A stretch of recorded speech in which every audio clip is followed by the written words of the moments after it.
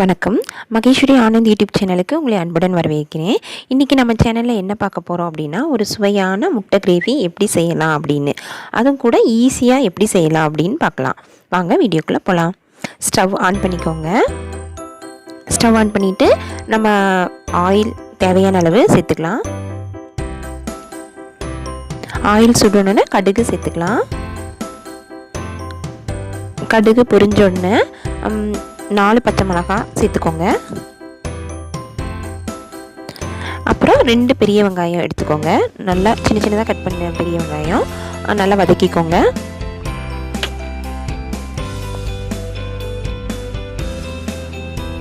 நல்லா பொன்னிறமாக வர வரைக்கும் நல்லா வதக்கிக்கோங்க. அப்புறம் கருவேப்பிலை நம்ம ஆட் பண்ணிக்கலாம்.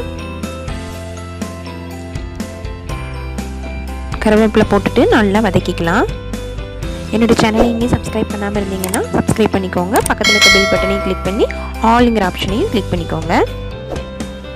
இப்போ நம்ம தக்காளி சேர்த்துக்கலாம்.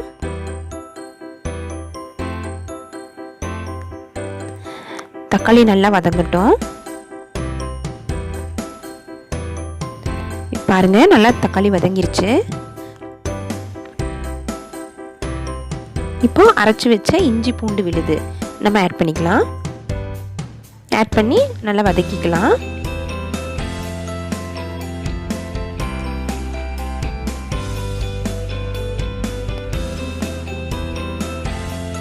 இதில் ஆச்சி முட்டை மசாலா நான் சேர்த்துறேன். உங்களுக்கு எந்த மசாலா விருப்பமோ அந்த மசாலா சேர்த்துக்கோங்க. அவங்கவுங்க அரைச்சி வச்ச மசாலா கூட ஆட் பண்ணிக்கலாம். நான் இது ஏற்கனவே பாதி யூஸ் பண்ணியிருக்கேன். மீதி பாதி தான் இதில் போட்டிருக்கேன். இப்போ 1/2 ஸ்பூன் மிளகாத்தூள் ஆட் பண்ணிக்கலாம்.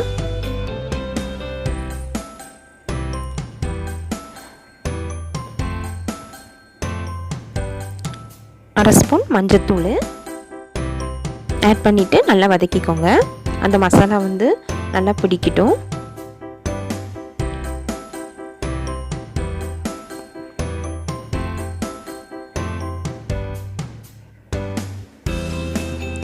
தேவையான அளவு நம்ம தண்ணி சேர்த்துக்கலாம். நமக்கு எவ்வளோ கெட்டியாக வேணும் அப்படின்னு நமக்கு தெரியும் இல்லையா, அந்த அளவுக்கு நீங்கள் தண்ணி சேர்த்துக்கோங்க.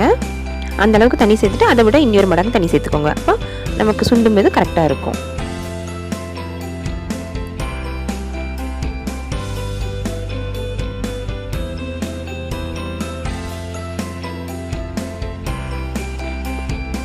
இப்போ நம்ம ஒரு 5 மினிட்ஸ் இதை மூடி வச்சிடலாம். அதுக்கப்புறம் பார்த்தீங்கன்னா அந்த 5 மினிட்ஸ் கேப்பில் முட்டை நான் வேக வச்சு எடுத்து வச்சுருக்குறோம். அதை 2ஆக கட் பண்ணி எடுத்து வச்சுக்கோங்க. குறுக்க கட் பண்ணாமல் நீளமாக கட் பண்ணிக்கோங்க. அப்போ தான் நல்லாயிருக்கும். இப்போ 5 மினிட்ஸ் ஆயிடுச்சு. இப்போ அரைச்சி வச்ச தேங்காயும் சோம்பும் அரைச்சி வச்சுருக்கேன். அதை ஆட் பண்ணிக்கலாம். மறுபடியும் ஒரு 5 மினிட்ஸ் பார்த்தீங்கன்னா நம்ம மூடி வச்சுக்கலாம்.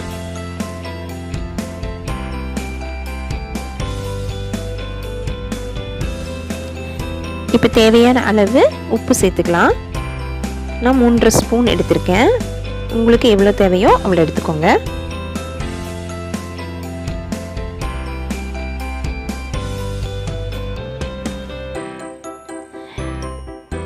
இதில் நம்ம கட் பண்ணி வச்சுருந்த முட்டையை ஆட் பண்ணிக்கலாம்.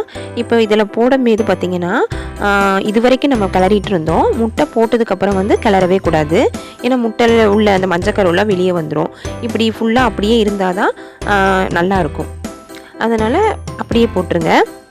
போட்டதுக்கப்புறம் கிளறாதீங்க. ஒன்றொன்றாவே போடுங்க. இதில் மல்லித்தலை நீங்கள் கடைசியாக ஆட் பண்ணிக்கோங்க. இப்போ எங்கிட்ட இல்லை, அதனால நான் போடலை. நீங்கள் கடைசியாக மேலே மல்லித்தலை ஆட் பண்ணிக்கோங்க. ஒரு 10 மினிட்ஸில் கிரேவி ரெடி ஆயிரும். பாருங்கள், ரெடி ஆயிடுச்சு. சுவையான முட்டை கிரேவி ரெடி ஆயிடுச்சு. இவ்வளோதாங்க, ஈஸியான மெத்தடில் செஞ்சாச்சு. என்னோடய சேனலை இன்னும் சப்ஸ்கிரைப் பண்ணாமல் இருந்தீங்கன்னா சப்ஸ்கிரைப் பண்ணிக்கோங்க. பக்கத்தில் இருக்க பெல் பட்டனையும் கிளிக் பண்ணி ஆல்ங்கிற ஆப்ஷனையும் கிளிக் பண்ணிக்கோங்க. என்னுடைய அடுத்த வீடியோவில் தீபாவளி ஸ்வீட்ஸ் சொல்ல போகிறேன். பாருங்கள். தீபாவளிக்கு பார்த்திங்கன்னா குலோப்ஜாம் செய்வாங்க குலோப்ஜாம் மாவில். ஆனால் இந்த வருஷம் தீபாவளிக்கு குலோப்ஜாம் மாவில் எப்படி குலோப்ஜாம் அல்வா செய்யலாம் அப்படிங்கிறத நான் சொல்லித்தரப்போகிறேன். பாருங்கள், ரொம்ப ரொம்ப ரொம்ப ஈஸியான முறையில் குலோப்ஜாம் அல்வா. ஓகேவா?